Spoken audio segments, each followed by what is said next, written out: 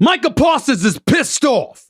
James Harden is engaging in mutiny. We got U.S. senators literally on the record with the cameras rolling, expressing a problem with student athletes get paid. The Stephen A. Smith Show in the house. Let's roll.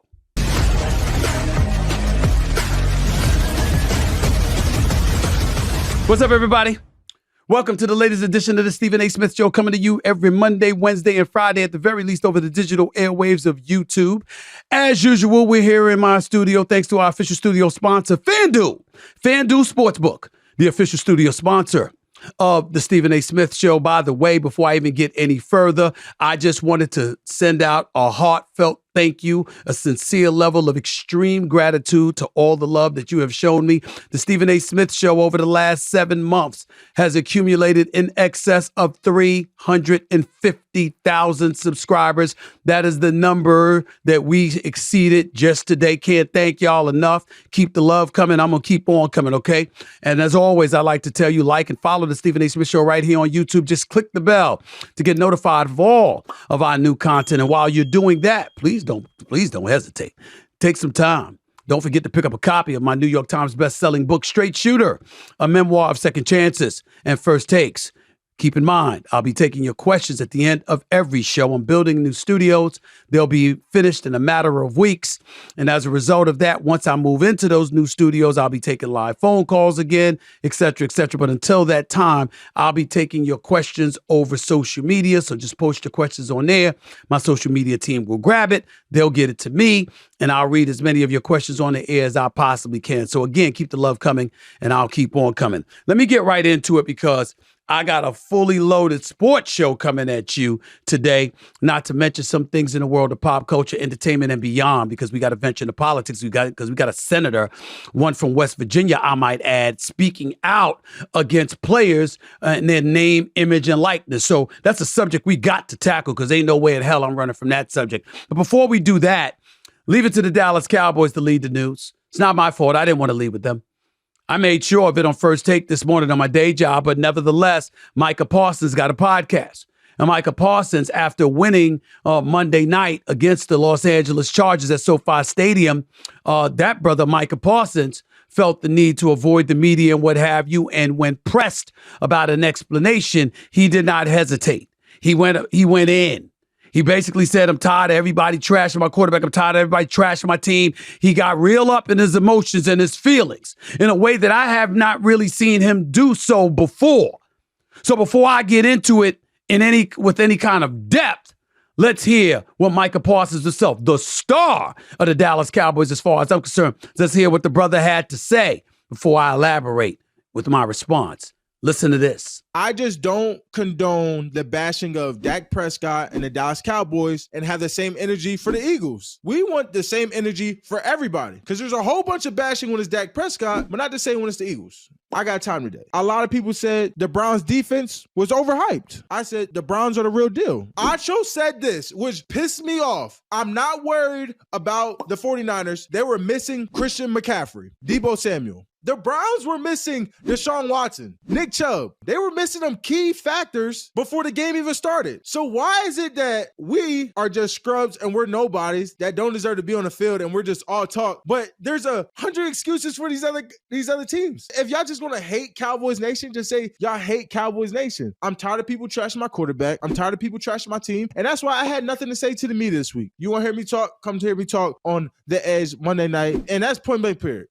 There you have it. Micah Parsons speaking up, speaking out, really, really engaging in his emotions and what have you. I love Micah Parsons. That's my brother. Every time I see him, I give him a mad hug, mad love. I think he is the face of the franchise. He's a superstar for the franchise. As far as I'm concerned, he's got the potential to be the second coming of LT. There's only one LT, as in Lawrence Taylor. But he's got the potential to be the modern day LT, because that brother knows how to get after the passer. No question about it. Knows how to run down a running back. Knows how to run down a wide receiver. He's quick. He's fast. He's powerful. He's fearless. He's elite. Leads the Dallas Cowboys in sacks with 5 this season thus far. He's a big reason why they're 4-2. But with all due respect to Micah Parsons, what the hell are you talking about? What the hell are you talking about? Come on, bro. Come on, bro. Somebody got to say it, so I'm going to say it. Micah Parsons, here's the deal, bro. You want the Dallas Cowboys to be treated like everybody else. So do I. You want them to be treated like an average franchise. So do I. You ain't won a damn Super Bowl since 1995. So I understand, Michael Parsons, if you want that. I get where you're coming from. Makes perfect sense to me. I'm looking at your birthday here, Michael Parsons. It says here you were born May 26, 1999.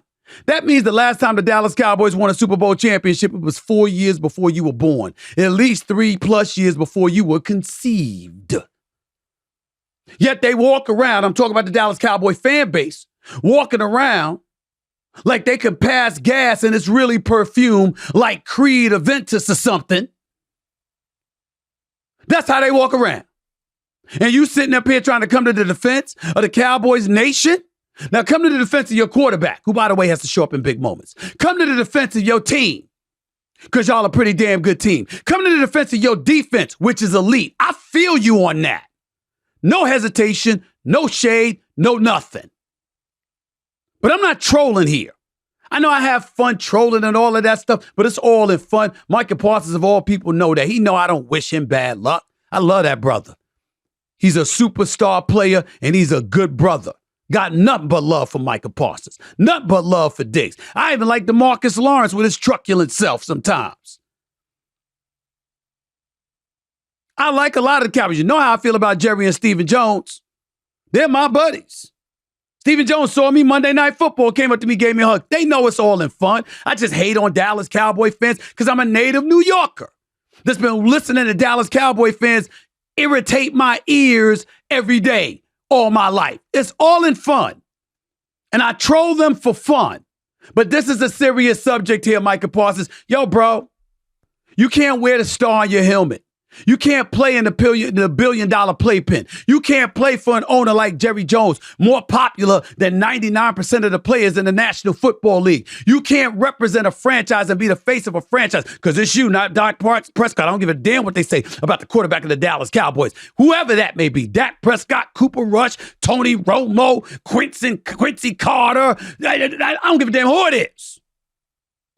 You're a quarterback for the Dallas Cowboys. Normally you the face. But not when Michael Parsons is wearing the Dallas Cowboy uniform. I don't want to hear it. I don't want to hear it.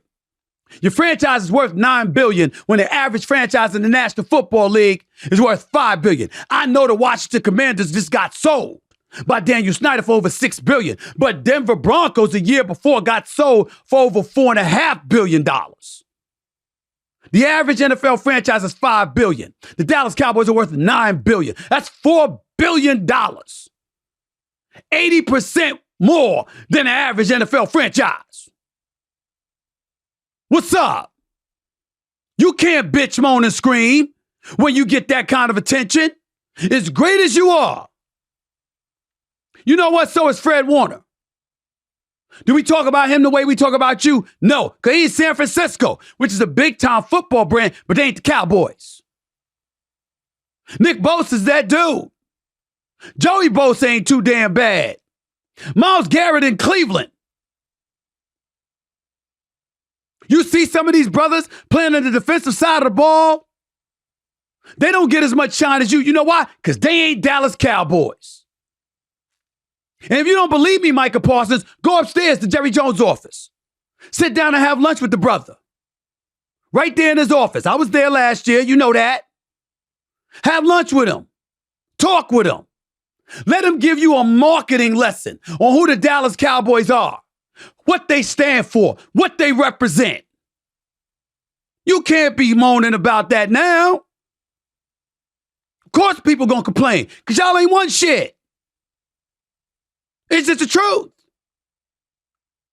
You winning games during the regular season.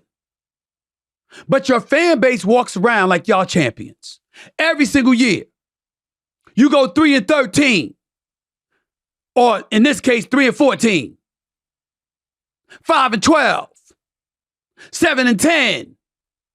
10-7. 12-5. 14-3. 15-2. It don't matter. It's the same response when y'all losing the playoffs. You know we're going to win the Super Bowl next year, right? You know we're going to win the Super Bowl next year, right? Y'all walk around like y'all stuff don't stink. So, of course, if you are a person that ain't a fan of the Cowboys, because of Cowboy Nation, you're going to troll them. But with Dak Prescott, it's going to get a little bit more serious. Because when you going to win, bro? When you going to win? We know that Dak Prescott can ball. If he were a scrub, we wouldn't be talking about him. We'd just be saying, look, man, they need to change quarterbacks, bro. We feel sorry for him. We ain't feeling sorry for Dak Prescott because the brother can ball. Micah Parsons, Dak Prescott can ball. We know he's not a scrub. We know he has the potential to be elite. We know he should be out there. How the hell you getting outplayed by Brock Purdy, Mr. Irrelevant? How the hell Jalen Hurts comes into the league 4 years after you or so? Whether it's 4 or 5 years, whatever the hell it was. And he already better than you in some people's eyes. He the one that took him to a Super Bowl. In his second full season as a starting quarterback. You've been a starting quarterback for 8 years, and you can't get him to the conference championship game. How the hell that happened, Micah Parsons? How? How we being disrespectful? What do you mean you tired? I feel you tired. Why don't you get tired of Dak Prescott not showing up? Why don't you get tired of that? Why don't you get tired of the Dallas Cowboys getting in their own way where Kellen Moore got y'all averaging 29 points a game, and y'all get rid of him? Why don't you get tired of that?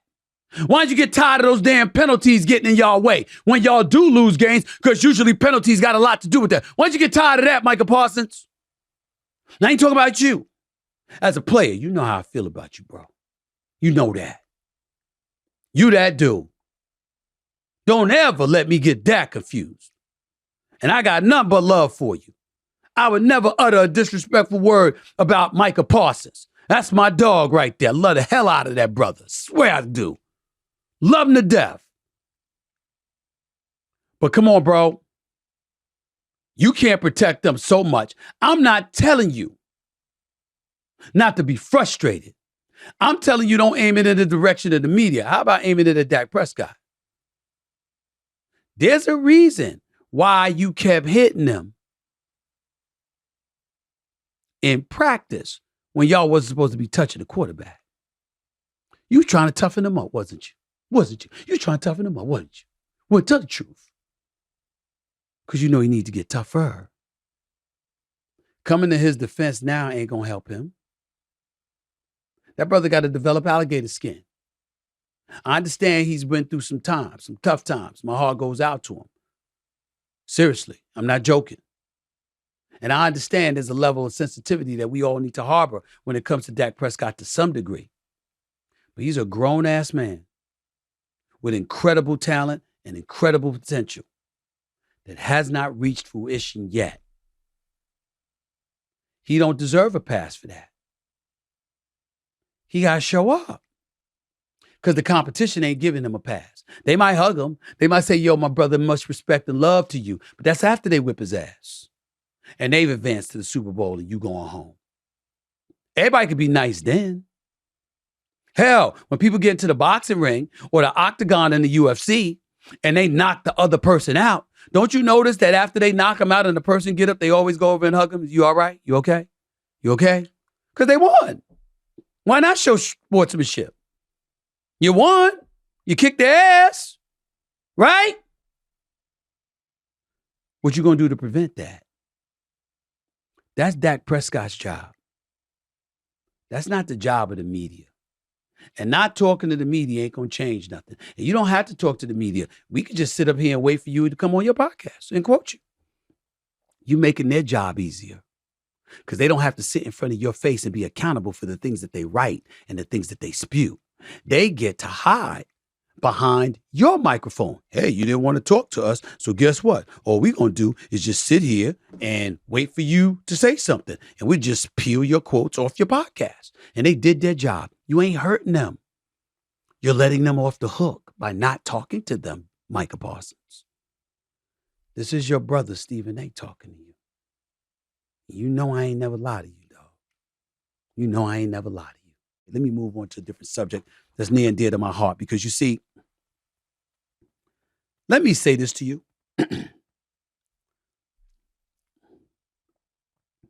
I get annoyed when folks out there get on me about bringing up race.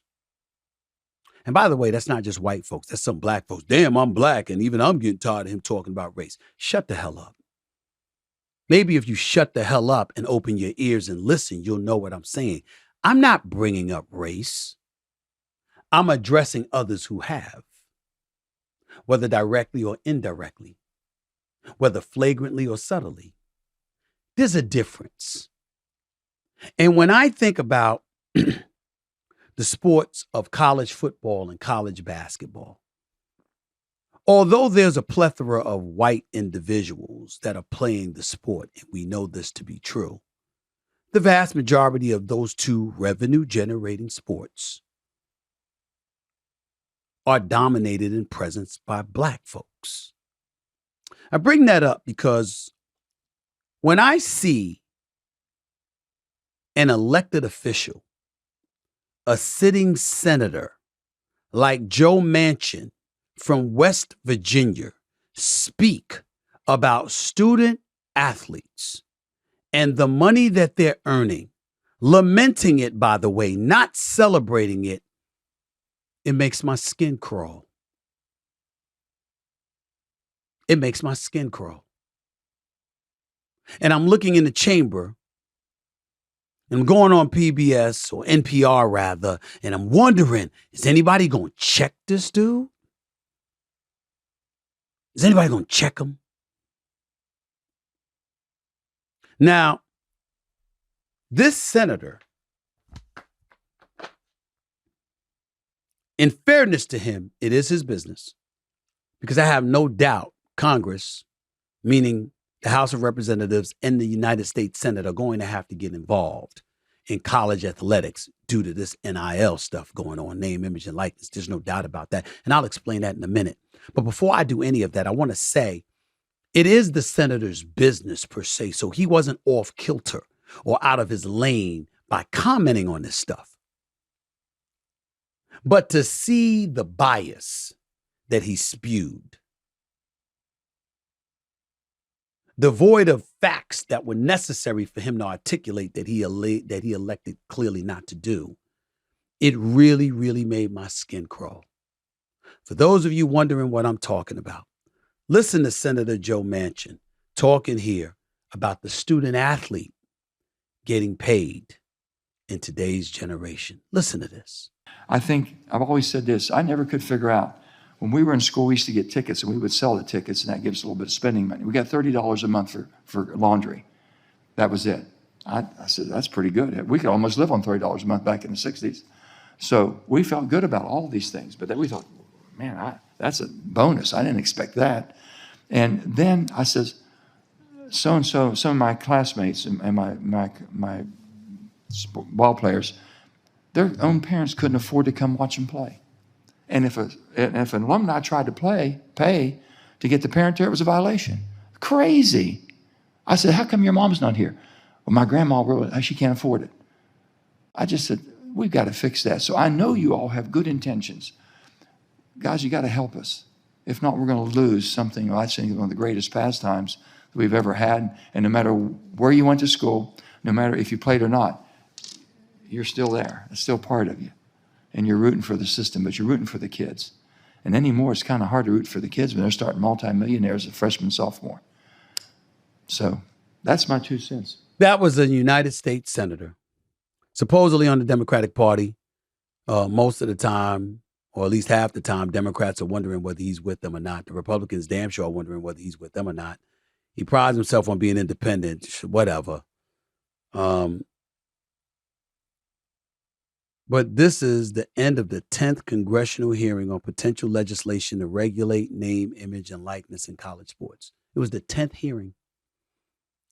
And this Senator Joe Manchin, who's a Democrat out of West Virginia officially, cut through all the pathetic grandstanding from his colleagues and the phony hand-wringing from highly paid NCAA administrators and admitted that what this is really about. I'm reading from an article, and I'm quoting from this article. It doesn't say specifically where it came from because I'm trying to give full credit, but I don't see who to credit for this article. Believe it or not, it's cut off at the top. So because of that, I don't have that available to me right now. So I apologize. But essentially, listen to what he said. He talked about the ills of quote unquote chasing the dollar when picking a college. He talked about how he got $30 in 1965 when he was a college student because he was born in 1947. He's 76 years of age. And he talked about that and injuries cut his athletic career short, et cetera, et cetera. But listen to what he said here because I played the video for you. Did you hear that sentence? It's getting hard to root for the kids when they're multimillionaires as freshmen and sophomores. This is what Senator Joe Manchin had to say. How can y'all not be disgusted?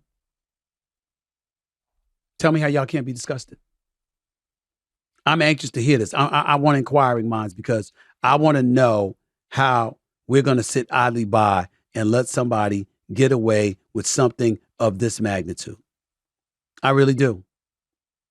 I'm just thinking about it right now.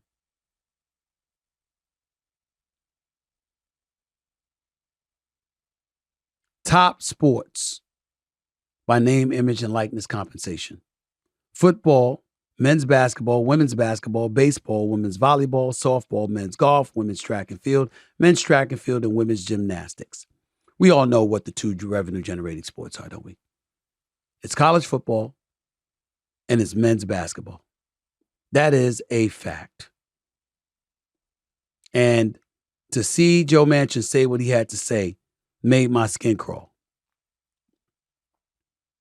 But at least my man Matt Barnes from the podcast All the Smoke with him and my man Steven Jackson, Stacks, came back. Because remember, when Senator Joe Manchin says it's hard to root for kids when they're starting as multimillionaires as freshmen and sophomores, Matt Barnes, highly intelligent Matt Barnes, brilliant brother. He says, my question to Senator Joe Manchin is, you find it hard to root for kids who are touching some good money, but don't find it hard to root for the NCAA and colleges who've made billions off the backs of college athletes since the inception of the NCAA, March 1906. That's 117 years, and they haven't given them a single dollar. Let's not forget N.I.L. money is not coming from the NCAA. Let me know y'all thoughts. Matt Barnes is absolutely right. He's absolutely positively right. And we need to say he's absolutely positively right. What's a college education worth? In 1965, $30 back then would be worth $293 now. We live in a different age. Stuff changes. Manchin, as in Senator Manchin, did y'all know that he's got a 65-foot yacht or boat that he lives on in Washington, D.C.? Congressmen and senators got apartments. This brother got a yacht. He ain't getting stuck in no traffic from D.C. to West Virginia. He's just simply taking a boat. That's what he does. How you get the money? Take your time, Joe Manchin. I'll wait. Lobbyists, donors. So you can get it. College coaches on the collegiate level in both football and basketball, they can get it. But the kids shouldn't get it because it's hard to root for the kids because they're making money. I appreciate your honesty because ain't that what's really been going on? Isn't that one of the excuses that you've allowed the NCAA to use for all of those years? They were denying kids the opportunity to get paid off of their name, image, and likeness. Remember when Chris Webber was a member of the Fab Five and couldn't even go into the bookstore and get a sweatsuit or a hoodie for himself because it would have been an NCAA violation? Remember that? You remember how kids couldn't sit up there and afford to fly their parents to a game or to fly home to see their parents during the holidays because it would have been an NCAA violation? Remember all of that? But y'all get paid hand over foot. And the reason why I love all of this, because you see, understand what's going on with Senator Joe Manchin and the rest of those folks up on Capitol Hill. The NCAA loves this chaos. You know why the NCAA loves this chaos, ladies and gentlemen? Because every school has different rules, because every state has different rules. What's allowed in Alabama with name, image, and likeness isn't necessarily allowed in Mississippi, isn't necessarily allowed in New York. It might be a little bit different out west in Los Angeles or the state of California or the state of Washington or the state of Nevada, whatever the case may be. The kind of things that you could do in Utah, you got players from rival schools promoting car dealerships. In LA, it might be something far more lucrative. And because all of this stuff is going on at that particular moment in time, everybody stands to benefit. You don't need the universities as much as you needed the universities, so you're not as beholden to them as you once were. And on top of it all, your marketability elevates so you could always depart and go elsewhere. And they're wondering how the college sport's going to live. But the NCAA ain't stepping in and doing much. You know why? They don't want to get sued. So because they don't want to get sued, they're saying, Congress, please, please, please come help us. How do you enforce them to come help you? By allowing things to be as chaotic as it possibly can be, so it can be perceived as being out of control. And that way, when it's perceived as being out of control, what will happen is folks will turn around and say, look, we can't have this because we can't have the inmates controlling the asylum. Order has to be restored. We got to figure out something, but we can't do it if we're a sanctioning body overseeing collegiate sports. We need Congress. Because what's the chances that people are going to be able to get away with suing Congress? How are you going to use the law to sue lawmakers and think you're going to be successful over a period of time trying that strategy? They're the lawmakers. They could always change the law, so it's not applicable. It's a game. But you see how some white 76-year-old senator is advocating that the game be employed to push us back to a time once embraced by a vast majority of American citizens. That is what Manchin is doing. Let's see if he gets away with it. At Stephen A. Smith, that's the place to send your messages. On Twitter, X, on Facebook, Meta, on Instagram, IG. Send your questions that way. I'll try to get to as many as I possibly can. You're listening live to the Stephen A. Smith Show right here on YouTube. Back with more in a minute. Score early this NFL season with FanDuel, America's #1 sportsbook. Right now, new customers get $200 in bonus bets guaranteed when you place a $5 bet. That's $200 in bonus bets. Win or lose. If you've been thinking about joining FanDuel, there's no better time to get in on the action. The app is so easy to use, by the way. There's a wide range of betting options, including spreads, over and unders, and, this is a fun one, player props. That's how granular you can get with FanDuel. You think one wide receiver is going to score a touchdown and everyone's overlooking him? That's where you can make a splash. And that's what makes the game all the more exciting to watch. This is why I love FanDuel. So visit FanDuel.com/SAS and kick off the NFL season. FanDuel, official partner of the National Football League. Must be 21 plus and present in select states. FanDuel is offering online sports wagering in Kansas under an agreement with Kansas Star Casino, LLC. First online real money wager only. $10 first deposit required. Bonus issued is non-withdrawable bonus bets that expire 7 days after receipt. Restrictions apply. See terms at sportsbook.fanduel.com. Gambling problem? Call 1-800-GAMBLER or visit fanduel.com/RG in Colorado, Iowa, Michigan, New Jersey, Ohio, Pennsylvania, Illinois, Tennessee, and Virginia. Call 1-800-NEXT-STEP or text NEXT-STEP to 53342 in Arizona. 1-888-789-7777 or visit ccpg.org/chat in Connecticut, 1-800-9-WITH-IT in Indiana, 1-800-522-4700 or visit ksgamblinghelp.com in Kansas, 1-877-770-STOP in Louisiana. Visit mdgamblinghelp.org in Maryland. Visit 1-800-GAMBLER.net in West Virginia or call 1-800-522-4700 in Wyoming. Hope is here. Visit gamblinghelplinema.org or call 800-327-5050 for 24/7 support in Massachusetts or call 1-877-8-HOPE-NY or text HOPE-NY in New York. Welcome back to the Stephen A. Smith Show, coming at you right here on YouTube every Monday, Wednesday, and Friday at the very least over the digital airwaves of YouTube. As always, encouraging you to send your tweets, send your messages or questions via Twitter, X, Facebook, Meta, Instagram, IG. You know the routine. At Stephen A. Smith, feel free, go right ahead. Let me transition from Micah Parsons and Senator Joe Manchin on name, image, and likeness for college athletes to James Harden and the Philadelphia 76ers of the National Basketball Association. And James Harden is making news because this morning, James Harden was a no-show for the Philadelphia 76ers. He was supposed to show up to work. He elected not to do so. Now, for those of you who don't know, we're living under a rock. James Harden already went over to China in the offseason. He called Daryl Morey a liar with the microphone on and the cameras rolling. He said, let me repeat myself, Daryl Morey is a liar and we will never speak again. He said that. But nevertheless, when people talk about James Harden and forcing his way out, what's working against James Harden right now is that he did force his way out of Houston. He did force his way out of Brooklyn. And now he's forcing his way out of Philadelphia.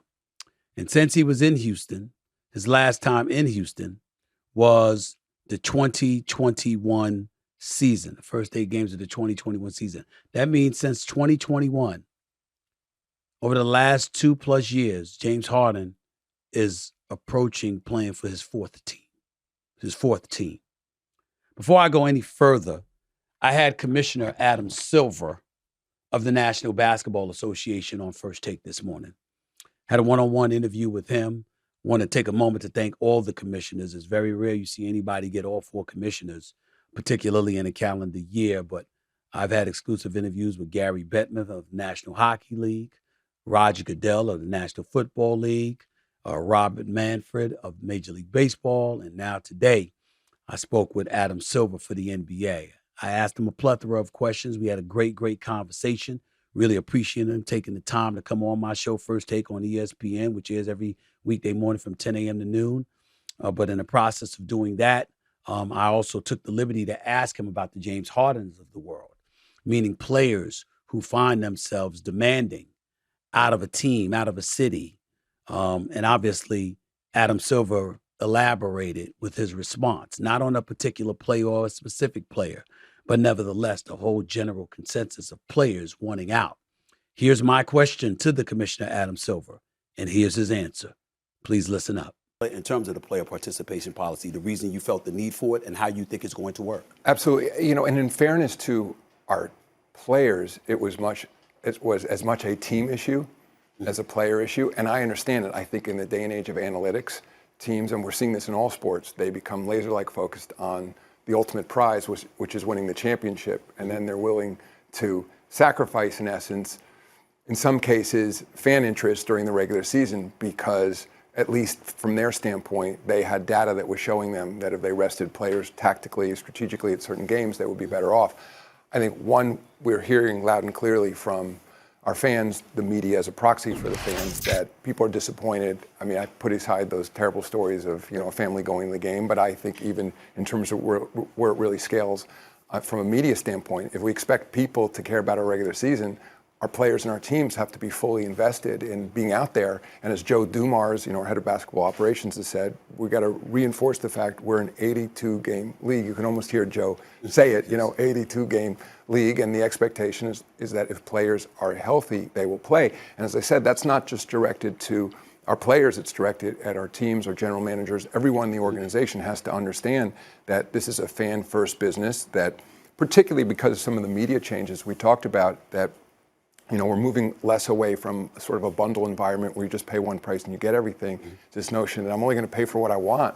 And so it's also a response to the marketplace, a realization that in order to keep our business going, we have to constantly be putting our best foot forward. And that's where the notion of a play-in tournament came from. I'm sure the in-season tournament we'll talk about, which is new this season. Just things to create more excitement throughout the regular season. But as you said, I think sometimes there's a notion that something's very broken. I don't agree with that at all. As you started with the data on what we're seeing in terms of attendance, all-time record attendance. So the fans are also telling us they love this product, the coverage we have around the clock. I think this is more a little bit around the edges because by all means, and again, going back to Joe Dumars, during his day, he'll tell stories. A lot of players you and I know well, former players, played when they shouldn't have been playing. And there's no attempt here to turn the clock back. We're not looking for guys to play through injuries. We're just looking for guys to recognize that, we got to be focused on the fans, and that if you're healthy, you may be a little bit banged up. The expectation is you'll play. Even, and I think this gets a little bit confused too. There's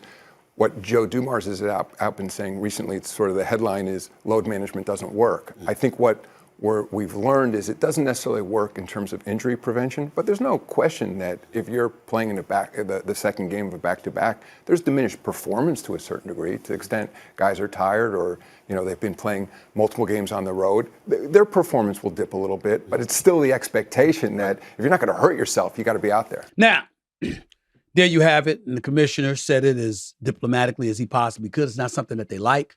They collectively bargain. They hope that players will honor their deals. You certainly don't want to advertise and promote and provoke guys demanding out of their contract. You sign a contract, you'd like to believe you have to honor it. That's usually the way that it goes. But with NBA players, as is the case with some professional athletes, when they want out, you got to get them out because they have a cancerous effect on the culture of your team. And certainly James Harden is an individual that could do that. James Harden is the one that came in out of shape in Houston specifically for the sole express purpose of being allowed out. He sent the message to the Houston Rockets: you're not going to get the player that you were accustomed to seeing that was leading the league in scoring, that won a league MVP. Instead, you're going to get a bearded version of the Pillsbury Doughboy because I'm not going to be in shape, because I'm not going to let you use me or utilize me. I want out. So he got there. He wanted to go to he wanted to go to Philadelphia with Daryl Morey because Daryl Morey had departed as the head of basketball operations for the Houston Rockets and departed and like a thief in the night went to Philadelphia, and there was no way in hell that the Houston Rockets were going to trade him to Daryl Morey because they was a bit salty at how Daryl Morey departed and how quickly he ended up getting a Philadelphia job, which means it was something he was talking about before he departed from Houston. And they weren't having that. So James Harden had to end up going to Brooklyn giving up assets to get him. Then he had to turn around and want out of Brooklyn to end up in Philadelphia, which is what transpired. We understand all of that about James Harden, and we understand where he's at now. But that's the critical about James Harden, who's not the player he used to be, but is still pretty damn good and an all-star caliber player, averaging 21 points, led the league with 10.7 assists. And clearly is adroit and astute at playing the point guard position in a fashion that some would deem Tyrese Maxey is ready to partake and embrace. That's the criticism about James Harden. My sources tell me there's another side to this story. And they tell me that James Harden, he's not handling things right. But he ain't wrong, Stephen A. They said, Stephen A., when you were on First Take a few weeks ago and you kept hinting at if Daryl Morey lied to him, if Daryl Morey didn't tell him the truth, if Daryl Morey led him astray, it's a different animal. Well, guess what, Stephen A.? It's a different animal.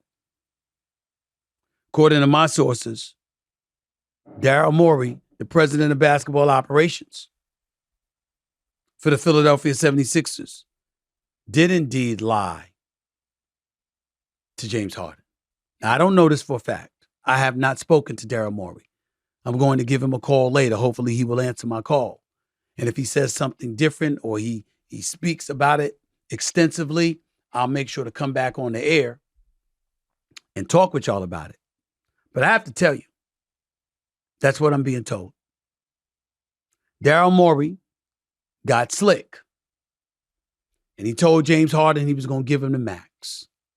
Now, there's two forms of the max, ladies and gentlemen.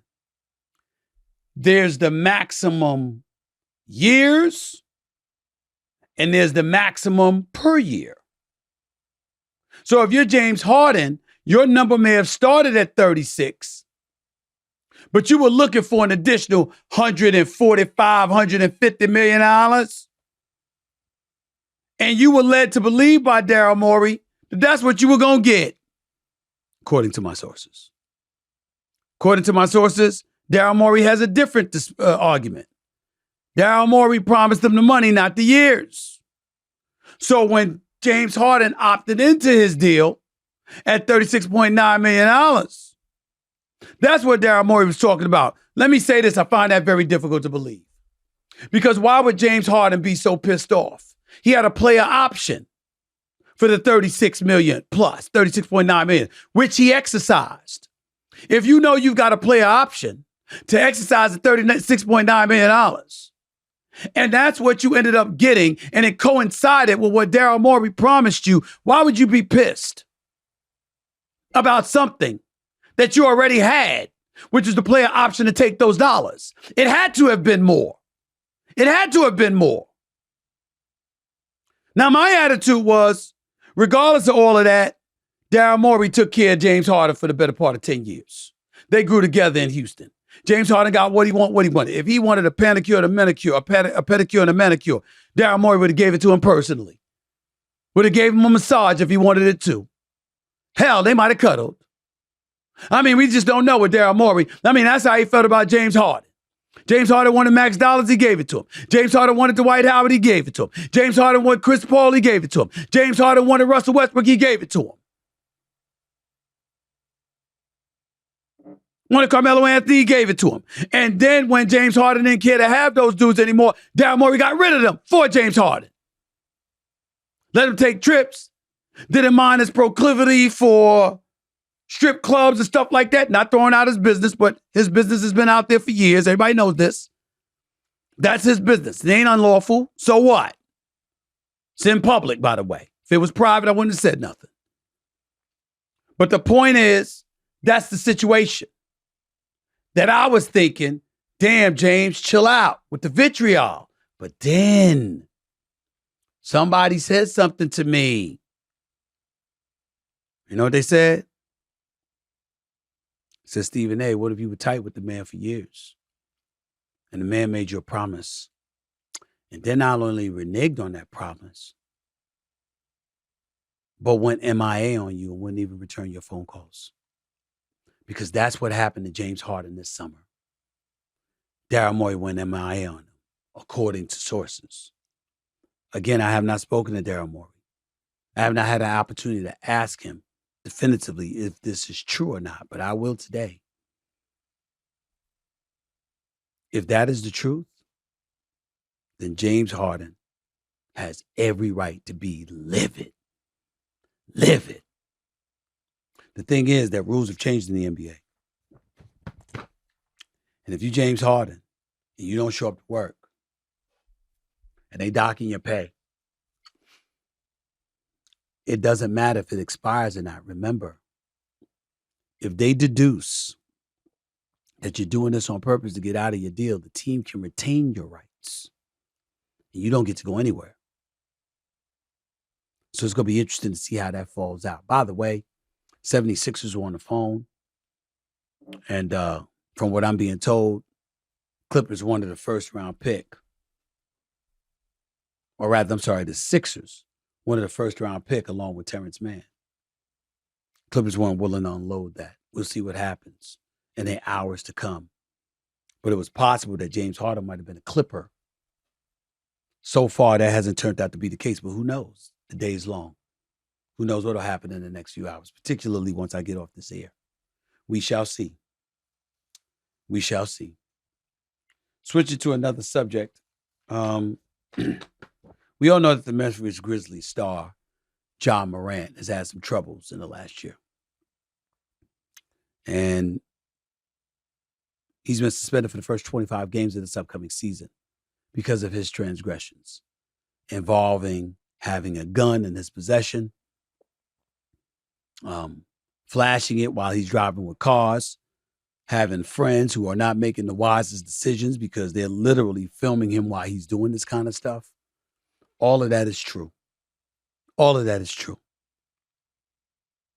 But it doesn't mean that he's not great. It doesn't mean that he's not going to be great. Ja Morant's a special dude. And being that special dude, I expect special things from Ja Morant.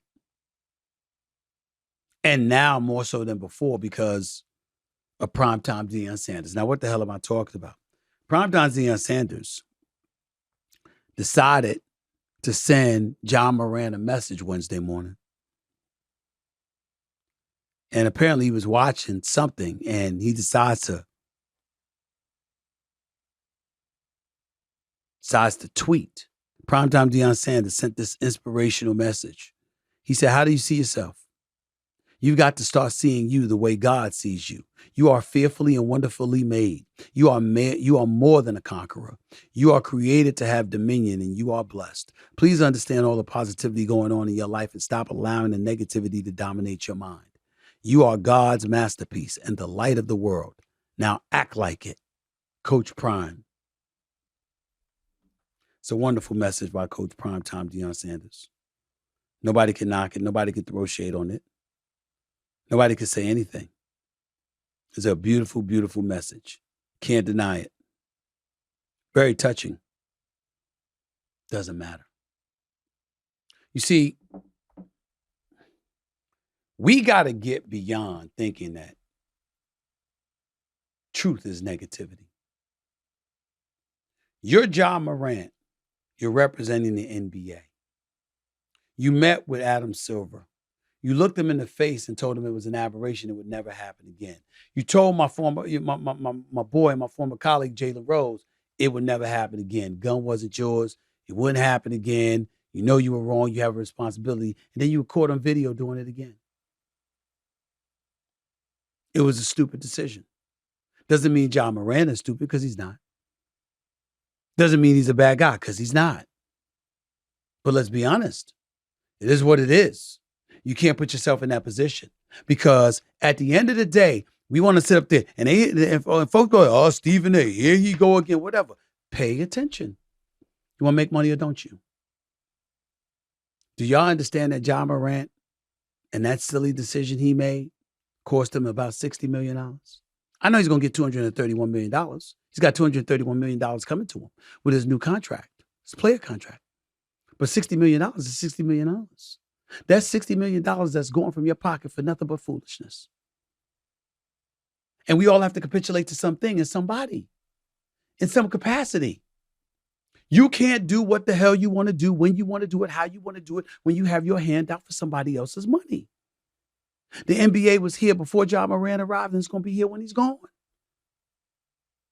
Telling him that ain't hating on him. Telling him that is loving him. You think I want Ja Morant to fail? I want this brother to succeed. You think I wouldn't love that superstar in the NBA Finals? You want me to tell you what my personal biggest problem with Ja Morant? I know this is going to sound crazy, because it's stupid to be brandishing a gun, whether it's at a strip club or in the car with your boy, with one of your boys foolishly putting it on Instagram and all of that stuff. But you want me to tell you, that's foolish. That's unfortunate. I felt bad for Ja Morant, but I knew what was going to happen. But let me tell you when I was angry at him. When you on the bench laughing at the crypto.com reading in Los Angeles, California, as the Memphis Grizzlies was down by 40, getting your ass kicked. See, I remember Jordan walking off the court with his head down, and then stories about how he was on the team bus crying and screaming at his dad, how much time do we have? I mean, how many times we gonna fall? You know, this is just not good. You know, tomorrow ain't guaranteed, blah, blah, blah, blah, blah. I remember when Kobe Bryant and Shaquille O'Neal won back-to-back titles and going for that fourth straight ring, when San Antonio finally bounced them out of there. Kobe Bryant was on the bench crying because it meant that much. You know what it means to us to see a superstar like Ja Morant laughing when you're down 40 in a playoff game, a playoff elimination game? Because that's what I saw. And when LeBron walked off the court without even shaking their hand because Dylan Brooks was so disrespectful, and it was allowed, and the absence of sportsmanship, he didn't even want to go there, so he just left, kicked their ass and left town, or at least left the arena. That's what we love. That's what we live for. Ain't nobody rooting against Ja Morant. And if you listen to what Prime had to say, he's talking about looking at yourself as a king and fending off the negativity. I got news for you, Ja Morant, who responded in a very, very positive fashion towards primetime Deion Sanders. Major props to him, by the way. He did respond in stellar fashion, and he deserves credit for that. No doubt about it. Okay? But let's make sure we're clear about what transpired. Just so we're clear, so we make sure that we know what we're talking about. When John Morant responded, when he elected to respond in a very positive fashion towards Deion Sanders, he's missing it. Deion's negativity that he was talking about wasn't the media scrutinizing you. It's about the company you keep. Weed out those who were getting your way.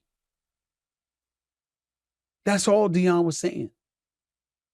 And don't compromise yourself, your greatness, and your success. Go all out. Memphis got a chance. If John Morant is that dude, and he comes back with a vengeance with a healthy Steven Adams and a healthy Brandon Clark and Marcus Smart, that rough rider who is there after all of these years in Boston, let me tell you something. Memphis has a chance.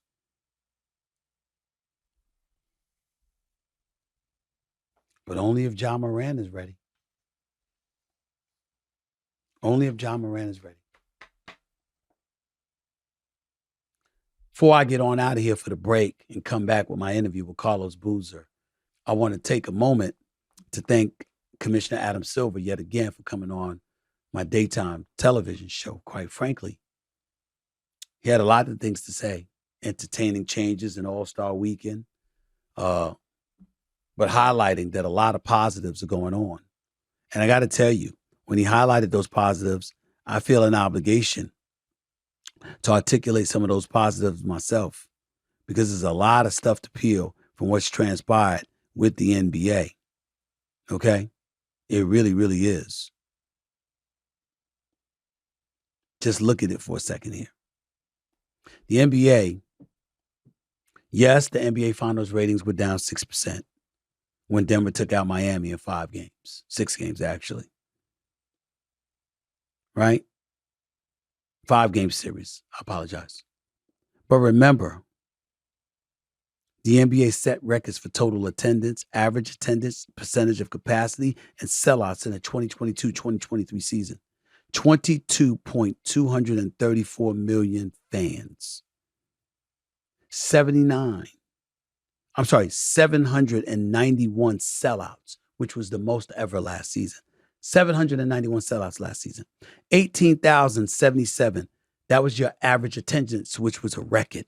And by the way, 97% capacity. Think about that. Think about that. 97% capacity. That simply means if the average arena holds about, say, 20,000 fans, the average attendance was 19,400. Or 97% capacity. My researcher got me that information. Appreciate it. I'm just looking at this stuff right now. And the NBA is in a very, very good place. But I'm not blind. Slam dunk contest needs to be fixed. It's an atrocity. We got a G League as the champion. I mean, they got to do something. They got to do something. The year before was an international disgrace. You got dudes trying to dunk in Timberland boots. Everybody missing 14 different dunks before they made 15. Got to change. Got to get more effort during NBA All-Star Weekend. All things that Adam Silver concedes. He arrived in 2014.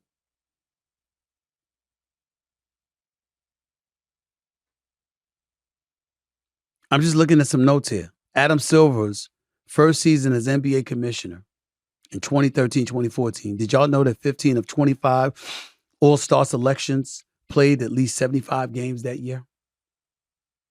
8 of them played at least 80. But this past year, only 4 of 27 All-Star selections played at least 75 games, with none of them playing 80 games. Participation is what it's all about. That's why they got this in-season tournament. This is what they did.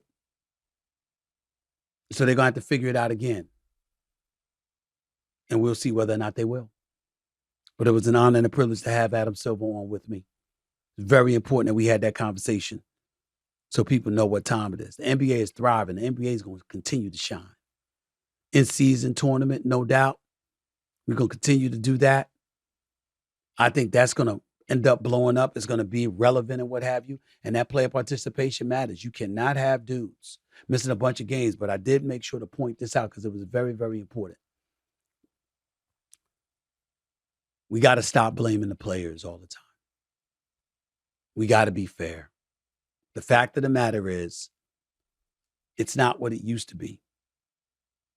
Doctors used to stitch you up and say, you're going to be just fine, send you right back out there and play. Now doctors got more control than the coaches. Doctors will tell you can't play. It's just that simple. They'll tell you can't play. And they'll collaborate with the analytics department because the analytics department want to go by the numbers and they say, hey, you know what? You don't play, you're not subjecting yourself to injury, you're good. But Joe Dumars, who runs basketball operations for the NBA league office, is like, I want to hear that. Yeah, be damned if that's going to happen. The fact of the matter is you signed a contract and the contract calls for you to play as many games as you possibly can if you're not healthy. It's an 82-game regular season. You don't get to circumvent that. That's what they said. So I decided to call up. You know what? I'm looking at Joe Dumars. He's 60 years old now. But Joe Dumars, I might remind y'all, was a Detroit Piston his entire career. From 1985 to 1999. That's 15 seasons. I'm looking at Joe Dumars' resume here. Okay? Do y'all understand this about Joe Dumars? Joe Dumars, up until his very, very last season, and we don't know if it was injury or he just didn't play, from 1985 to 1998, Joe Dumars played all 82 games three times. He played 80 games a season at least once. He played 79 games a season. This is when it was more physical now. 79 games a season. They didn't run as much, no doubt. They weren't as athletic as they are now, no doubt. But hey, Joe Dumars was doing some running. 82 games 3 times a season, 80 games with 100, one season, 79 games twice. What do you say? We don't see that today. Something's got to be done about it. Something's got to be done about it.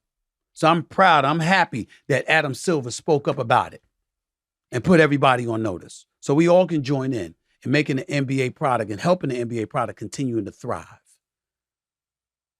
More power to them. Make no mistake about it. I know I'm rooting for it. I'm here for it. I'm going to always root for the players. But you got to do right, too.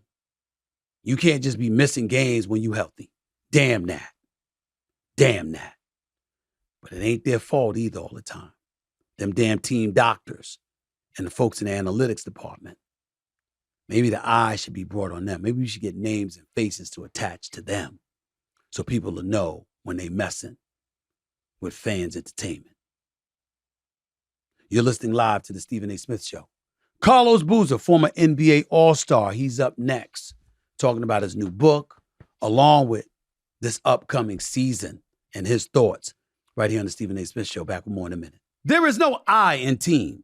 If you've played any sport, been a part of any competition, you know that. But there's an I in Indeed, and that's the hiring platform you need to build yours. When you're hiring, you need Indeed. Indeed is the hiring platform where you can attract, interview, and hire all in one place. Because hiring can be a lengthy process unless you've got the tools to streamline it. And Indeed's got them all. Like Instant Match, where over 80% of employers get quality candidates whose resume on Indeed matches their job description the moment they sponsor a job, according to Indeed data, US. Plus, if I was hiring, I'd want my top candidates to know I'm interested. That's why it's great that candidates you invite to apply are 3 times more likely to apply to your job than candidates who only see it in search, according to US Indeed data.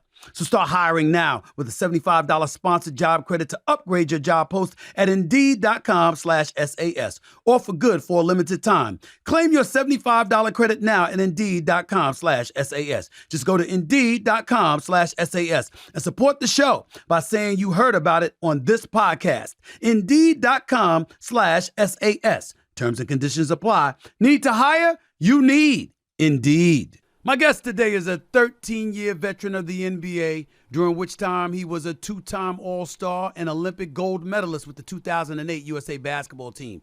He is now an author with his new book, Every Shot That Counts, a memoir of resilience, which is on sale right now.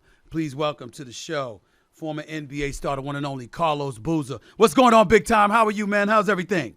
Bless, man. Good to be on. Appreciate you having me, man. Stephen, Please, man. appreciate you being on the show. Just before I even get into the questions, it's great to see you. Got a lot of love for you throughout your NBA career. In my years covering the NBA, you were always good to me, my man. One of the classiest dudes going on. You'll always be a friend to me, and I'm happy to have you on the show. So I just wanted my audience to know what you mean to me before I do this. I begin this interview.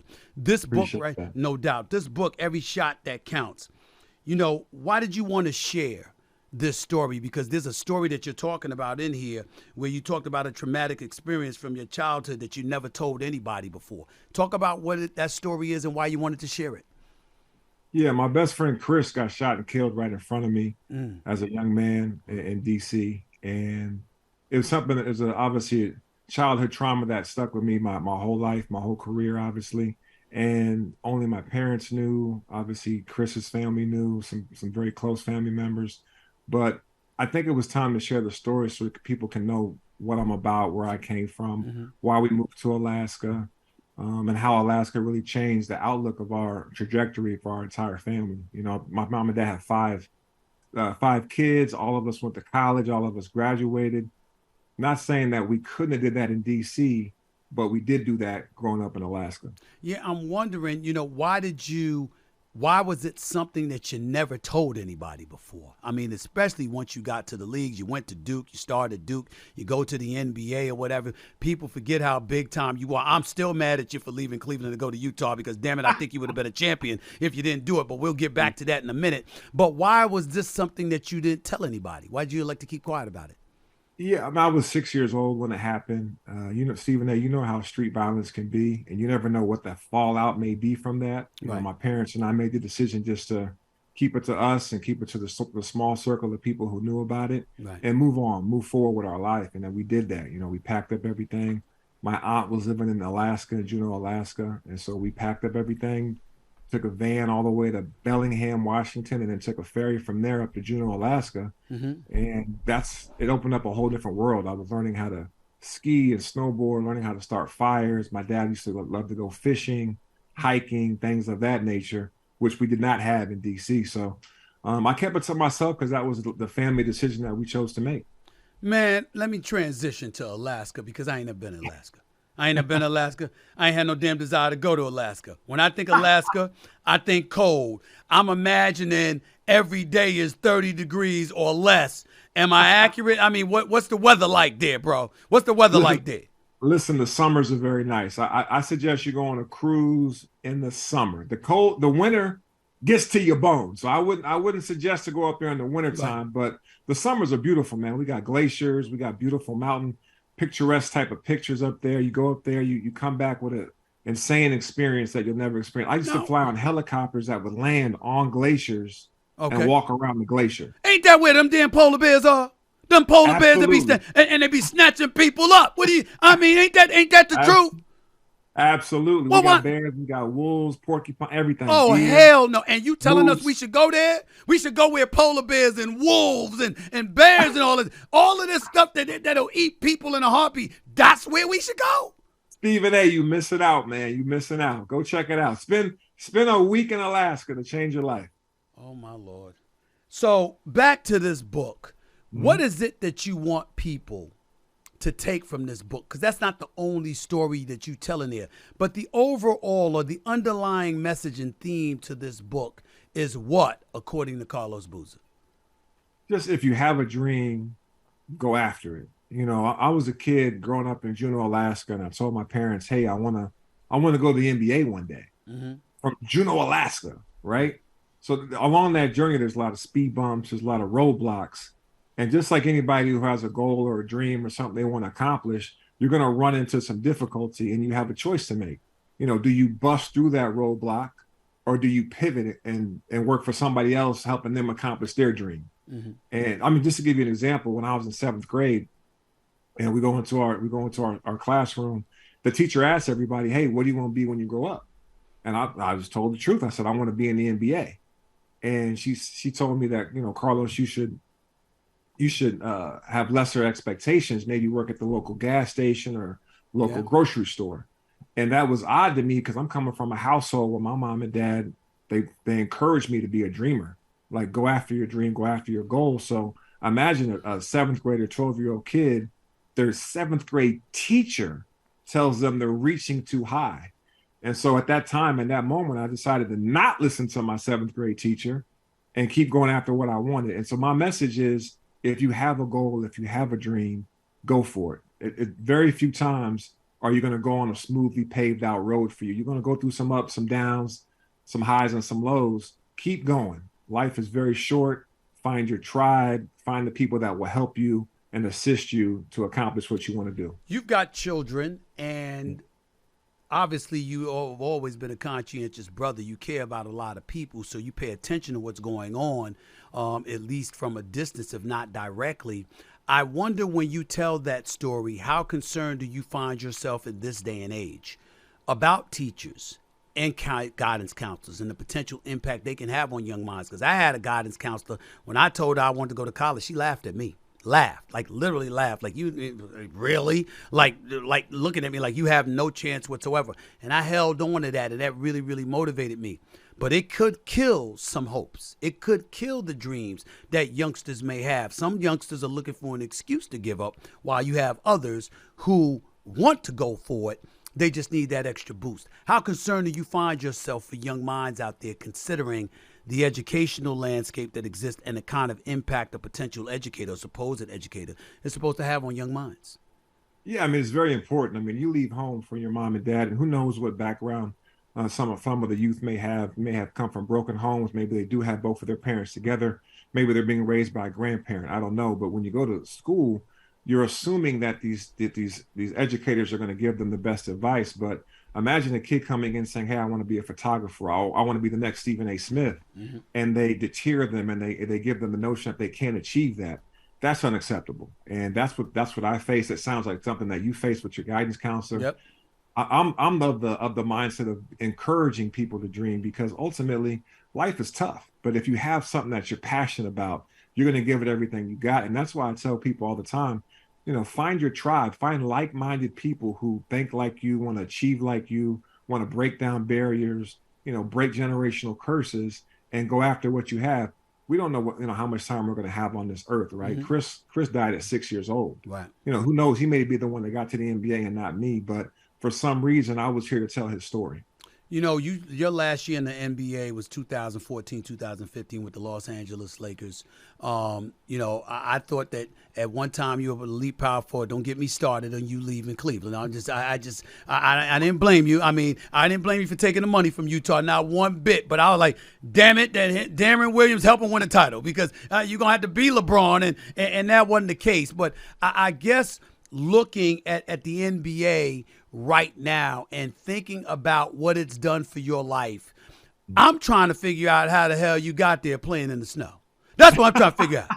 I mean, in damn Alaska, ain't no damn. I mean, unless you only played in the summertime. Outside of what the hell did you do? Play basketball on skis? How that happen, man? How you get there? Man, listen, I didn't do it alone. I'll tell you that right now. I was blessed with 2 parents that supported me, older sister, 3 siblings younger than me that helped me along the way. My high school coach, George Houston, is in the Hall of Fame for Alaska for basketball coaching, terrific coach. And Darren Matsubara, man, EBO. I got a chance to play travel basketball that took me down to California and New York and Jersey and Vegas, all these different tournaments when I was a young man. And me and Matt Barnes and Deshaun Stevenson and Drew Gooden, we're on the same AAU team growing up. Wow. So that was really how I got discovered. I don't know if you probably do know Dana and David Pump, the Pump brothers. Yes, I do. I know the Pump brothers. I went to their basketball camp when I was like a 14-year-old kid, and I played well. I broke a backboard. Like, it went viral. Everything after that changed for me. I started getting letters from colleges, and next thing I know, here comes Coach K in my living room when I'm a junior, senior in high school. Right. and I end up at Duke, and the rest is history. Yeah, the rest is history. Let me ask you this question as you reflect on your basketball career. We all have regrets in life. We live with some better than others. What is yours? What's your biggest regret? I would say, I mean, it's funny because a lot of people would say, stay in Cleveland and take $40 million less. And don't get me wrong, what LeBron was able to do with this league and still doing in this league is remarkable. His longevity, the ambassador, what he's done off the court with the I Promise School, the impact that he's had on so many lives is well beyond any expectations any of us had for him. But part of me, wishes that I would have maybe stayed in Utah. I think going to Chicago gave me the best chance to win the championship. Derrick Rose was super special, like one in a lifetime kind of talent, one of the generation. Joakim Noah, Luol Deng, Taj Gibson, Nate Robinson, Coach Tibbs. Like, we had an incredible roster in Chicago. It was difficult with Poole getting hurt after he got the MVP that year. The next, 4 or 5 years in a row. Right. But I wonder what would have happened if I stayed with D. Will in Utah, where they would have built the team around us, got us a real shot blocking type of center to contend with the Spurs and the Lakers. Obviously, Kobe and Timmy were very difficult to beat come playoff time, as you know. Yep. But that's one. I would say staying with D. Will and seeing what the team would have built around us. Well, I think the thing about it is, even though I want to mess with you, the reality is that you departed from Cleveland after LeBron. What was this? His rookie year or his second year? I think it was his second rookie year. His rookie year. So you were departed after his rookie year. They got to the finals in 2007, which is about 4 years later. I thought they would have got there sooner with you. And if LeBron had somebody like you there, he wouldn't have had to flex and telling his boys, go strong, because you would have handled that on your own. But I think about D. Will, because D. Will was nice. D. Will was nice, no doubt. Now, I had a problem with him when he went to the Nets because I didn't think he was that player any longer, shooting too many damn jump shots, for crying out loud. But D. Will could dance on you. He could ball. He could do a lot of things. And the combination of you two together in Utah was something special. As you reflect on that, you really think y'all would have won a championship? I think depending on what they put around us, one of the most dynamic things that we had with Jerry Sloan's offense in Utah was our center was Mehmet Okur, who was a three-point shooting guy that kept the middle open for me and D. Will to operate because he was such a three-point threat. The problem is he's 6'10", 6'11". I'm 6'9" on a good day. Paul Millsap 6'7", and we're going up against Andrew Bynum, Pau Gasol, Lamar Odom. That's all 7-footers, right? Right. Then you go to the Spurs, they got Tim Duncan and Fabricio, and they're all 7-footers. So you didn't need to mention Fabricio, but go ahead. You didn't need to mention Fabricio, but go ahead. Go ahead, man. Go ahead, man. We didn't have the size, I thought, to contend with some of those teams. We could beat Denver. We beat Houston with Yao Ming and T-Mac, but for some reason the Spurs and the Lakers had our number. Obviously, Tim Duncan and Kobe Bryant. When we sit around today and we reflect on the NBA, particularly the season that was, and now that Denver's the NBA champions. We saw Damian Lillard just arrive in Milwaukee. We saw Drew Holiday arrive in Boston. We see Denver standing pat. We see the Lakers, for the most part, standing pat outside of acquiring Christian Wood from Dallas and ultimately Gabe Vincent from Miami. We see the Clippers hoping and praying that Kawhi Leonard and Paul George can stay healthy for a postseason. We got all of that going on. If there's a story that you believe we should be focused on for this upcoming NBA season, what would it be? I mean, the moves that were made are terrific. I mean, I can't wait to see Dame and Greek Freak partner up. Dame's been so loyal, and now he gets a chance to win a championship. It kind of reminds me of KG when he left Minnesota. Yep. He left Minnesota, got a chance to compete for titles. I think Dame's going to have opportunities in Milwaukee to compete for titles. And rightfully so. He's deserving of that. I'm curious to see how the CP3, Steph Curry mix works in Golden State. Right. I'm curious to see how the Bradley Beal, Devin Booker, KD, and Phoenix, if that chemistry can arise. Those two teams are interesting to me. I mean, obviously the Warriors just won it a couple years ago. Phoenix is on the brink, it seems like, of having something special. They just moved their center in Ayton. I'm looking forward to seeing those two stories and kind of how they unfold. I'm thinking about Boston being the favorites coming out of the East, not Milwaukee. Because even though I love Damian Lillard and Giannis is unstoppable, I think perimeter shooting and free throw shooting comes in handy. Now, obviously, Damian Lillard will take care of that. But the flip side is, what if you key on Damian Lillard and let Giannis go off? But he going off by getting to the hole, but he's getting fouled and free throws are an issue, or perimeter shooting is an issue because you collapse and cover the paint. To me, you can't do those things to Boston. Jason Tatum could score from inside and out. Jaylen Brown could score from inside and out. Drew Holiday is there now. Size with Derek White at the guard spot with Drew Holiday is there. And then Porzingis is 7'3", Al Horford 6'10", and both of them can shoot. I'm like, why are people looking at me like I'm smoking something when I say Boston's the favorite? No, I'm not mad at that. I mean, Boston got a roster, man. You saw what they did last year. Right. You know, I think they're one of the teams that will always have a chance. They're locked up. Jaylen Brown, obviously Tatum. Those two guys together are so dynamic, and then the pieces around them are terrific. You know, you see Al Horford almost found the fountain of youth. I played against Al Horford. He's still going. Right. That's impressive to me. But you know, then you got Porzingis, who's young, and if he can stay healthy, can knock down shots, can be a force. I will say though, Milwaukee's interesting because everybody. And Giannis is obviously working on his three-point shot, but everybody outside of Giannis can knock it down. You got Brook Lopez out there, Bobby Portis off the bench, obviously Chris Middleton and Dame. Like everybody around him can knock it down. So if you got Giannis dominating inside, who you going to double off of? Right. That's true. I wouldn't even double. I just let Giannis dominate me and hope that he misses a shot and I'll foul him and send him to the free throw line or let him get his two rather than Dame drilling threes. Lakers got a chance because, you know, I feel like I already got a bet with my man Shannon Sharp. He bet me that Anthony Davis going to play 65 games this year. I said, you're going to lose that bet before Valentine's Day. You're going to lose that bet before Valentine's Day. It's just that simple to me. I would love to see AD play. You know, a full season, 70 games for him would be awesome because he's such a great talent. I've been obviously playing against him for a few years when he was younger and been a fan of his game for a long time, even all the way back at Kentucky, coming out of Chicago. He can really play. He can ball, and especially when he's out there. You saw what he did in the playoffs last year. I thought he had a great run. Mm-hmm. I know they fell a little bit short, but the Lakers have a chance. I mean, Rob Pelinka's put a great team around those guys, LeBron and AD. But I'm going to tell you, it will come down to AD being the guy. It's time for him to really step up and be that guy, be able to carry a team. I'm not saying LeBron can't because he still does it night in, night out. He's still a force to be reckoned with. But for them to win a championship in LA, AD has to dominate like we haven't seen him do before. Let me go to your wheelhouse from this perspective before I let you get on out of here with just a couple more questions. We're talking to the great Carlos Boozer, former NBA player, right here with Stephen A. on the Stephen A. Smith Show. Ja Morant is in Memphis. We know what happened with him and how he's suspended for the first 25 games, but God bless him. We hope that he's going to be all right.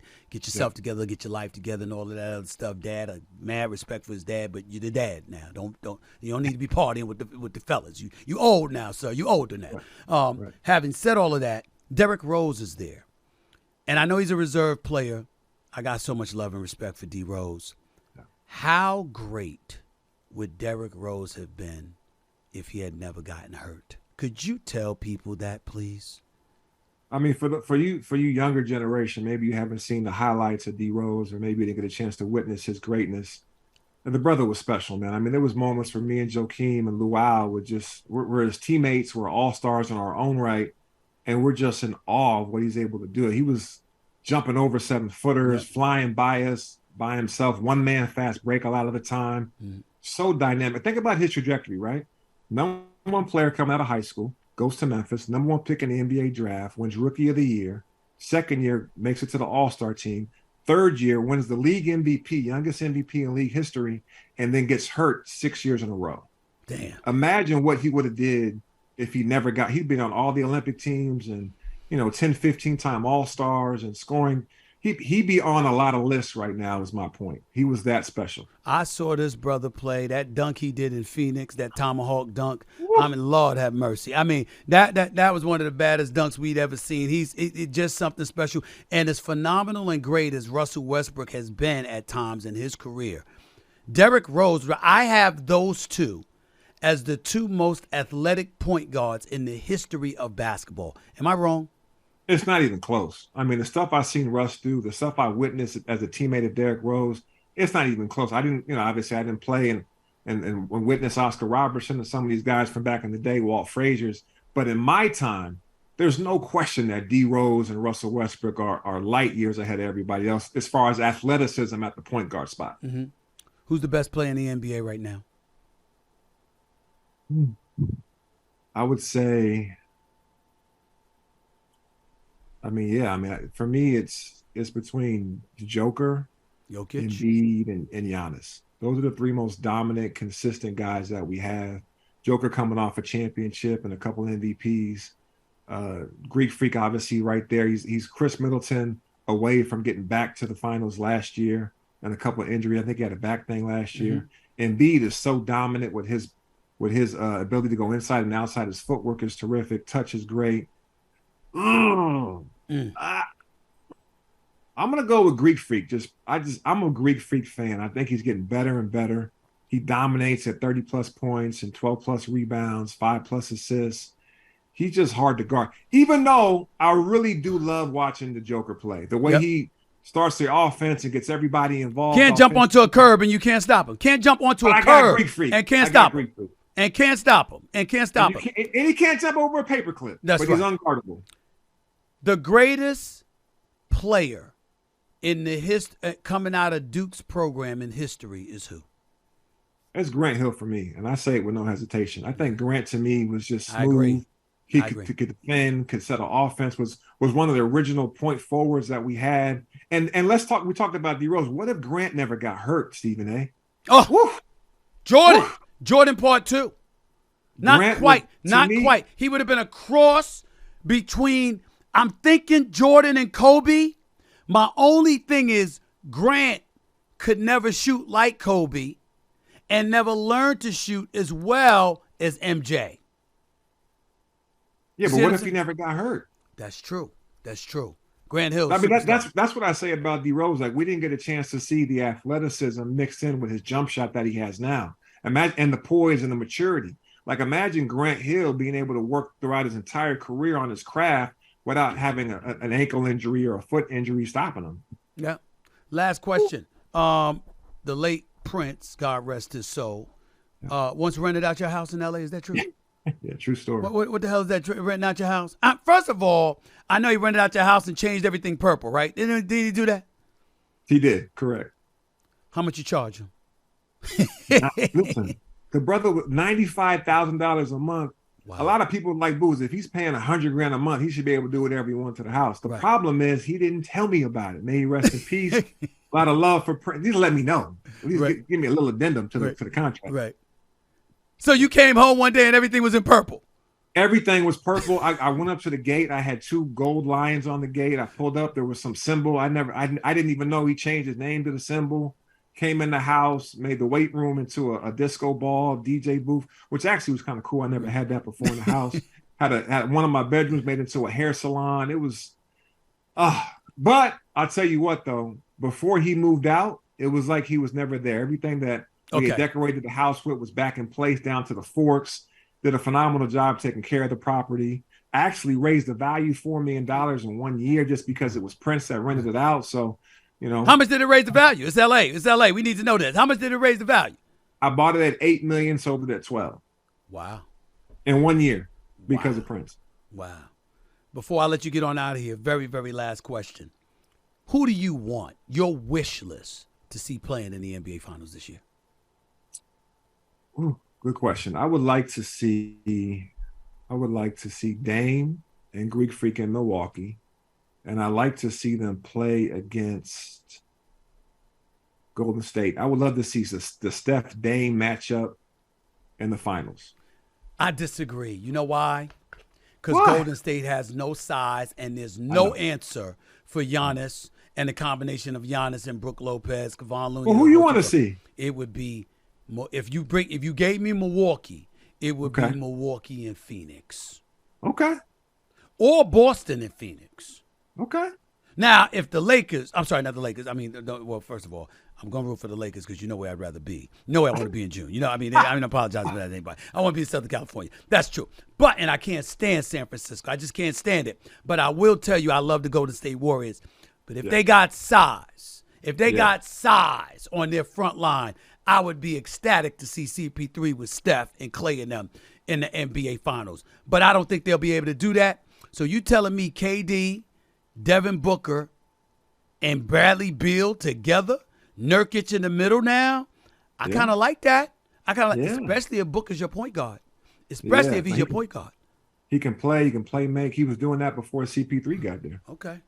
Carlos Boozer. Title of the book, Every Shot Counts. Okay? Every shot counts. The one and only Carlos Boozer, former NBA star, right here with Stephen A. on the Stephen A. Smith Show. Appreciate you, my brother. Happy for you, proud of you. Wishing you good luck with this book and everything else in between. You take care of yourself, all right? Stephen A. Appreciate it, brother. No doubt. Always. My man, Carlos Boozer. So good to see him. So good to hear from him. So good to talk with him. I got to tell y'all, I think they had a chance. When Darren Williams was balling the way that he was balling and Carlos Boozer was balling the way that he was balling in Utah, they had a chance. But just imagine if he had stayed there. If he had stayed there for about 3 more years in Cleveland when LeBron and Cleveland went to the finals against San Antonio. If Carlos Boozer, at the height of his career, was LeBron James' teammate, imagine what that would have been like. We can dream, we can fantasize. That's what I just did. Thanks again to Carlos Boozer. Let's get to the questions, please, that were sent in to me via social media. Let's get right to it. At Stephen A. Smith. Who is this right here? Raging Celtics. At Raging Celtics. That's his handle. He writes, who's really stopping Boston this year, and who does JT need to do, or what does JD need to do to earn league MVP? Well, to earn league MVP, he can't tail off while Jokic and Giannis and Embiid are ascending. We know that Jason Tatum is a superstar, but he can't tail off a little bit while they're ascending because they're clearly going for league MVP honors. Jokic went and did his thing a few years ago. Last year, he tailed off because he didn't care about it. His priority was the championship. He said, Embiid, you want the league MVP? Go ahead. We're going to win this trophy. And that's what the hell Jokic did. That's why he's the best in the game. By the way, Jason Tatum, I love him. One of my favorite players. He's got to show up when it's deep in the finals. Like, yes, he shows up in the playoffs. He's had a lot of big moments in the playoffs. And I believe had he not gotten hurt on the first offensive possession against the Miami Heat in Game 7 last year, they may have beaten Miami. I wish they had beaten Miami. Let me rephrase. I wasn't rooting against Miami because that meant I would not have been in South Beach. And we both know I would rather be in South Beach. However, Boston would have given Denver a much better series. That finals would not have ended in 5 games. If the Boston Celtics were in the finals against the Denver Nuggets, that series, I believe, would have gone 7 games. That's just me. Having said all of that, styles make fights. We all know that. And in the end, what it comes down to is Miami wasn't a match for Denver. But with Jason Tatum, he is a superstar. He just can't tail off. Boston, Milwaukee's coming. No, they're not the same defensively. But Damian Lillard is something special. The thing is, I didn't know the Boston Celtics would get Drew Holiday. And since they got Drew Holiday, the Boston Celtics, to me, are the favorites. And I think they would beat Milwaukee in a 7-game series, even though I love my man Damian Lillard, and I'm not rooting against him by any stretch. Bottom line is, I think Boston still deserve to be the favorites. Let's go to the next question. At Big Will 4167. How many games will Anthony Davis and Kawhi will play in your opinion? I think that Anthony Davis, first of all, I got a bet with Shannon Sharp. He's betting me that Anthony Davis is going to play 65 games of the 88-2 regular season's game. I told him he will lose that bet before Valentine's Day. And I'm going to win that bet. You can book it. Anthony Davis is going to miss 17 games. You can book that. He's going to miss 17 games. I was just watching him the other day. I was at the arena. I was at the arena watching them, and you know their preseason game against the Milwaukee Bucks. Every time Anthony Davis falls down, I'm praying he gets up. He gonna miss 17 games. Let's get that out the way. I say he's gonna play about 60. I think Kawhi Leonard gonna play about 55. That's how I view it. All I care about with Kawhi Leonard at this point, could you be healthy for come playoff time? Could you literally win or lose a playoff series without sitting on the bench because you're injured, that you're healthy enough to be on the court when you actually lose? Because you might not lose with Kawhi Leonard on the bench because the brother's a superstar on the court because he's a superstar. And him and Paul George is vowing to play bully ball. He vowed that on Podcast P. Okay? I can't wait. I'm looking forward to it. Let's see what happens. All right. Let's get that out the way. This is at Valdain, Valdain. Do you think parents should be held accountable by our system of laws if they allow young children between the ages of 1 and 10 to become Dallas Cowboy fans? I think it should be considered reckless endangerment and emotional abuse. There should be intervention. That's hilarious. That's true. But I would say up until the age of about 7. After 7, it is what it is. You know what I'm saying? They start formulating their own thoughts while they're out there playing with the kids. And Stevie A love the kids. He sure does. So I don't want to say that about that. I want to go that far. All right. Let's go to at Mitch the God 86. Trying to bite off the Charlemagne with the THA. I see what you're doing, but it's all right. Or it's G-O-D, or G as in 0D, who knows? He says, have you started your own production company? If so, how and when will you be searching, scouting talent to bring onto your brand? Yes, I have started my own production company. Yes, I am producing content. I'm just getting started. It's in its infancy stages. I've got a couple of projects that I've done, a couple of more projects that I'm working on. But this podcast is an incredible priority to me. But in the future, we'll see. I'll be scouting talent. You know what I want to do? Let me tell you what I really, really want to do. I want to produce my own Def Comedy Jam. And I want to co-produce it with Snoop Dogg. That's what I want to do. I really do, because that's my brother. I love him. And I want to do that. I just got that itch. I want to produce my own comedy show. I want to handpick comedians along with my man Snoop Dogg. And we do a Kings of Comedy style thing going on, or a Def Comedy style thing going on from the days when Martin Lawrence used to host it and stuff like that. I would be down to co-produce something like that with my man Snoop Dogg. No doubt about it, because he's hilarious as hell.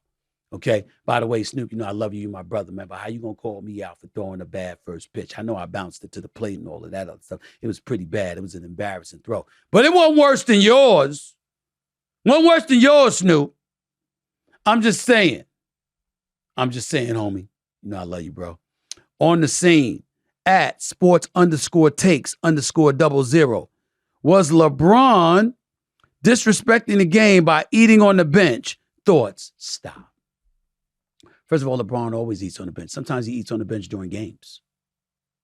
Secondly, he's LeBron James. He has never cheated the game. Don't do that. Don't do that. Get on him when, he shoots a fall-away jump shot instead of taking it to the hole. Or when he missed clutch free throws from time to time or something like that. Don't do that. Don't do that. This brother means too much to the game, and he's given too much to the game for you to get on him about anything other than actual basketball. Actual basketball. If he on the bench and he want to eat a tangerine or choose on some cheese doodles or whatever, that's his damn business. As long as he's ready to go out there and play when it's time. Leave him alone. At King of Queens 69, he writes, let's hear the playoff baseball takes.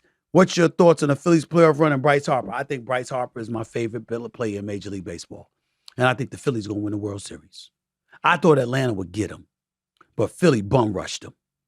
And I'm talking about 28-11 on your home turf since 2004 in playoff competition. Okay? Undefeated thus far. Was it 8-0 or whatever? I don't know. It was 3-0. I don't know what the hell it is. I forgot the number. Phillies are balling. Kyle Schwarber is no joke. Wheeler's doing his thing. I'm just looking at the Phillies right now. Real Muto, I got mad love and respect. Now, I think it's going to come down to the Texans Rangers, rather. And because I think the Rangers are going to beat the Astros, because I just think they got slightly better pitching, and I think their hitting is going to be too enormous for the Astros. But I think that the Texans, Houston Texans, I'm thinking D'Amico Ryans, and the Texans and C.J. Stroud and how they're playing in the NFL. I apologize. But the Texas Rangers, if Scherzer was on his A game and fully healthy, I would believe in the Rangers more, but that's not the case, so I'm not. I'm of the belief that the Philadelphia Phillies are going to win the World Series. And I think Bryce Harper and Kyle Schwarber are going to carry them there. That's what I believe. That's just me. I'm sorry. That's it for today's show. Appreciate you joining me. Thanks for the love. Thanks for the support. Over 350,000 subscribers. Since I've been doing this show, the last hour, I picked up 310,000 subscribers. It's now at 350,310 subscribers. I love y'all, man. I love y'all so much. That's what y'all make it fun. I can't wait till I move into my new studios and bring this to you every day, because that's what I intend to do. Make no mistake about it. But until next time, I'm signing off. Peace and love, everybody. Stephen A. signing off.